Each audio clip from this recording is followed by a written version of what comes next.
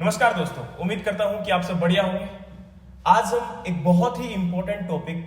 जो आपके आने वाले यूपीएससी एग्रीकल्चर एग्जाम जो एग्रीकल्चर ऑप्शनल एज ए लेते हैं, इसी के साथ अगर आप ADO exam, AFO exam, NABARD या किसी भी एग्जाम के इंटरव्यू के लिए जा रहे हैं और उसमें अगर एग्रीकल्चर आपका एक इंपॉर्टेंट पार्ट है तो ये टॉपिक आपके लिए बहुत ही महत्वपूर्ण साबित होने वाला है।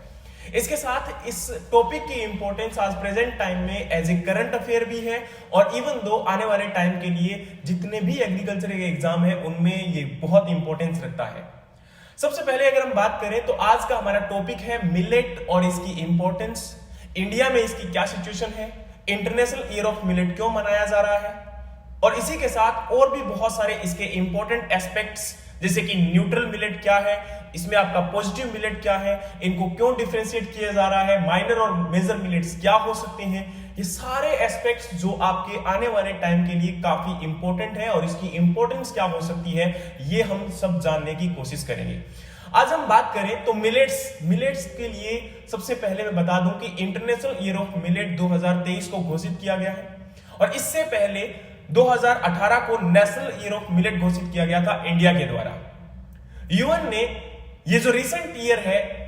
इसको मिलेट को घोषित करने के पीछे मेन रीजन ये है कि ताकि मिलेट जो है वो अगेन आपका एज ए फूड बनाया जा सके, क्योंकि प्रेजेंट टाइम में हम लोग राइस और व्हीट को कंज्यूम करते करते इनकी प्रोडक्शन करते करते जो हमारी ट्रेडिशनल इंपॉर्टेंस थी मिलेट्स की उसको हम भूल चुके हैं। तो अगर हम इसको वापस लाना चाहते हैं और इसको फूड को एज ए हमारे डेली डाइट का पार्ट बनाना चाहते हैं तो बहुत इंपॉर्टेंट है कि इसकी इंपॉर्टेंस को लोगों के सामने अवेयर किया जाए। आज बहुत सारे जगह पर आप लोगों ने देखा होगा मिलेट्स को लेकर काफी प्रोग्राम, काफी जगह ट्रेनिंग प्रोग्राम और इसी के साथ मेला भी इसके लिए ऑर्गेनाइज किए जा रहे हैं ताकि इसकी इंपॉर्टेंस को लोगों के बारे में लोगों को बताया जा सके और इसको समझाया जा सके। देखिए मिलेट जो है वो इंपॉर्टेंट क्यों है, रीजन ये है कि मिलेट जो है वो सीरियल्स के रिस्पेक्ट में काफी ज्यादा बेटर है विद रिस्पेक्ट टू आपका जो नेचुरल रिसोर्सेस है उनको प्रोटेक्ट करने में,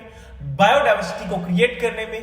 जो आपके पेस्टिसाइड्स उन क्रॉप में बहुत ज्यादा यूज किए जाते हैं उस रिस्पेक्ट में इसमें बहुत कम पेस्टिसाइड्स यूज होते हैं, इसमें डिजीज और इंसेक्ट का अटैक बहुत कम होता है और C4 प्लांट होने के साथ इनका जो वाटर यूज एफिशिएंसी है वो बहुत ही ज्यादा है और इसी के साथ इनकी जो प्रोडक्शन की कैपेबिलिटीज है, वैसे प्रोडक्शन इसका उनके रिस्पेक्ट में कम है लेकिन जो उनकी कैपेबिलिटी है, रिसोर्स यूज एफिशिएंसी है वो बहुत ज्यादा हाई है। आज इंडिया जो है वो ग्लोबल हब क्यों माना जा रहा है, क्या रीजन है कि आने वाले टाइम में हम इंडिया की तरफ क्यों देखते हैं कि इंडिया एक बेटर अपॉर्चुनिटी क्रिएट कर सकता है। देखिए सबसे पहले आपको बताना चाहूंगा कि इस बार के बजट के अंदर आपके मिलेट्स को काफी ज्यादा इंपॉर्टेंस दी गई है। मिलेट को लेकर श्री अन्न नाम से 7-8 अन्न जो है 8 मिलेट्स को इंपॉर्टेंस दी गई है और इन 8 मिलेट्स को इंपॉर्टेंस इसलिए दी गई है क्योंकि प्रेजेंट टाइम में मिलेट का production India 50.9 million ton production करता है according to fourth advance estimate और ये जो प्रोडक्शन है आपका टोटल मिलेट्स का ये ओवरऑल एशिया के रिस्पेक्ट में 80% है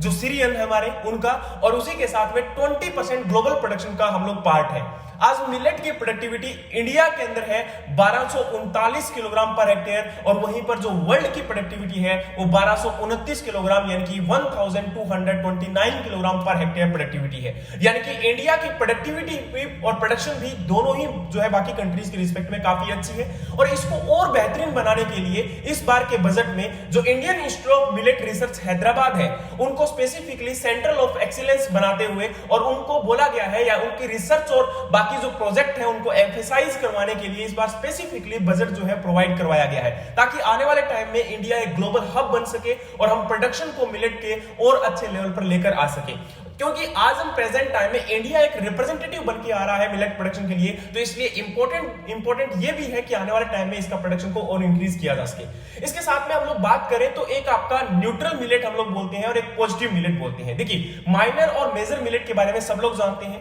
कि सोरगम को हम लोग एज ए मेजर मिलेट मानते हैं, आपके पर्ल मिलेट को हम एज ए मेजर मिलेट मानते हैं, लेकिन बाकी सारे क्या होते हैं आपके माइनर मिलेट्स होते हैं। लेकिन एक आपका पॉजिटिव मिलेट है और एक आपका यहाँ पर जो है न्यूट्रल मिलेट है। देखो न्यूट्रल मिलेट हम लोग बोलते हैं यहाँ पर सोरगम के लिए, पर्ल मिलेट के लिए, फिंगर मिलेट के लिए और प्रोसो मिलेट के लिए। लेकिन वहीं अगर हम बात करें तो बाकी जो रिमेनिंग मिलेट है जैसे कि बार्नयार्ड मिलेट है या फिर फॉक्सटेल मिलेट है, इन सब के लिए हम लोग वर्ड यूज करते हैं पॉजिटिव मिलेट। देखिए रीजन क्या होता है कि जो न्यूट्रल मिलेट है ये हमारे कहीं ना कहीं एनर्जी ही प्रोवाइड करवाते हैं, केवल और केवल हमें एनर्जी प्रोवाइड करवाएंगे। इनके द्वारा कोई नेगेटिव आपकी हेल्थ के ऊपर इंपैक्ट नहीं देखने को मिलेगा या कोई पॉजिटिव ज्यादा हेल्थ के ऊपर इंपैक्ट नहीं देखने को मिलेगा। लेकिन जो पॉजिटिव मिलेट होते हैं इनका हमारी बॉडी के ऊपर पॉजिटिव इंपैक्ट देखने को मिलता है। इससे हमारी बॉडी के अंदर जो कोलेस्ट्रॉल लेवल है, न्यूट्रिएंट्स, क्योंकि इसके अंदर सभी मिलेट्स में वैसे आपका calcium content, iron content, protein content बहुत ज्यादा होता है with respect to other cereals, उसी प्रकार से इसके अंदर आपका पॉजिटिव हेल्थ बेनिफिट्स देखने को मिलेंगे।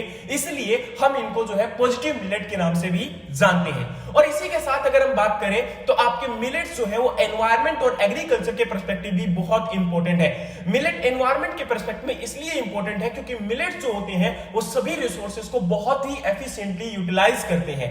As a C four plant होते हुए ये आपके जो वाटर और यहां पर सनलाइट है उसका भी इफेक्टिवली यूज कर पाते हैं। और हमारे जो मिलेट्स होते हैं ये लेस पेस्टिसाइड कंजप्शन करते हैं, इसलिए इस वजह से हम ये भी कह सकते हैं कि जो एनवायरमेंट लॉस हो रहा है या फर्टिलाइजर की रिक्वायरमेंट जो होती है इसकी बहुत कम होती है। इसलिए हम कह सकते हैं कि एनवायरमेंट को बचाने में हेल्प करते हैं। और फार्मर के लिए, एग्रीकल्चर के लिए इसलिए इंपॉर्टेंट है क्योंकि अगर कम पेस्टिसाइड्स की रिक्वायरमेंट रहेगी तो इसकी वजह से एक हेल्दी फूड भी प्रोड्यूस होगा और फार्मर को इनपुट कॉस्ट भी बहुत कम लगानी पड़ेगी। और एक अगर हम बात करें तो मिलेट जो होते हैं इनमें न्यूट्रिएंट कंटेंट ज्यादा होता है। और एज पर्सपेक्टिव हम लोग जैसे पैडी के अंदर जो प्लांट रेजिड्यू बर्निंग करते हैं बाद में उनके रेजिड्यू को मैनेजमेंट करना डिफिकल्ट होता है और इसी के साथ उनके लिए काफी वाटर की रिक्वायरमेंट होती है। तो वाटर का लॉस आपका हो रहा था वो कम हो जाएगा, बायोडाइवर्सिटी हमारा इंक्रीज होगा। और एज ए ये आपका क्लाइमेट रेजिलिएंट क्रॉप होने के कारण, क्योंकि वाटर का एफिशिएंटली यूज करती है और लेस वाटर के अंदर भी इसको प्रोड्यूस किया जा सकता है, इसलिए जो इनपुट कॉस्ट आपकी इरिगेशन की फॉर्म में लग रही थी वो भी काफी हद तक कम हो जाएगी और फार्मर्स का जो स्ट्रेस है इस कंडीशन के अंदर वो भी काफी कम देखने को मिलेगा।